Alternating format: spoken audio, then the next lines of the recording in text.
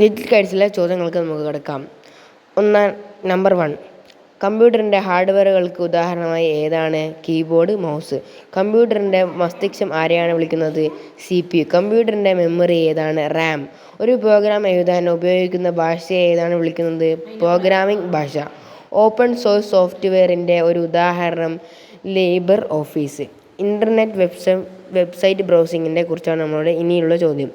Browser എന്താണ്? Website കാണാൻ ഉപയോഗിക്കുന്ന സോഫ്റ്റ്വെയർ. ഏറ്റവും പ്രശസ്തമായ വെബ് ബ്രൗസർ ഏത്? Google Chrome. URL എന്നതിൻ്റെ ചുരുക്കരൂപം യൂണിഫോം റിസോഴ്സ് ലൊക്കേറ്റർ. വെബ്സൈറ്റ് കാണാൻ ആവശ്യമായ ഉപകരണം കമ്പ്യൂട്ടർ അല്ലെങ്കിൽ മൊബൈൽ ഫോൺ. ഇമെയിൽ അയക്കാൻ ഉപയോഗിക്കുന്ന സേവനം ജിമെയിൽ. ഗിംപ് ഇമേജ് എഡിറ്റിങ്ങിനെ കുറിച്ചാണ് അടുത്ത ചോദ്യം. 11. ചിത്രങ്ങൾ എഡിറ്റ് ചെയ്യാൻ ഉപയോഗിക്കുന്ന open source software GIMP. GIMP ഉപയോഗിച്ച് ഒരു ചിത്രത്തിൻ്റെ പശ്ചാത്തലം മാറ്റാൻ കഴിയുമോ? അതെ.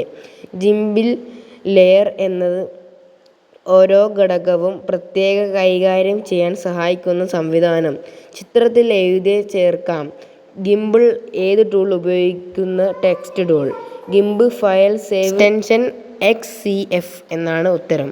അടുത്തത് സ്ക്രാച്ച് പ്രോഗ്രാമിംഗ് കഥാപാത്രത്തെ എന്താണ് വിളിക്കുന്നത്? സ്പ്രൈറ്റ്.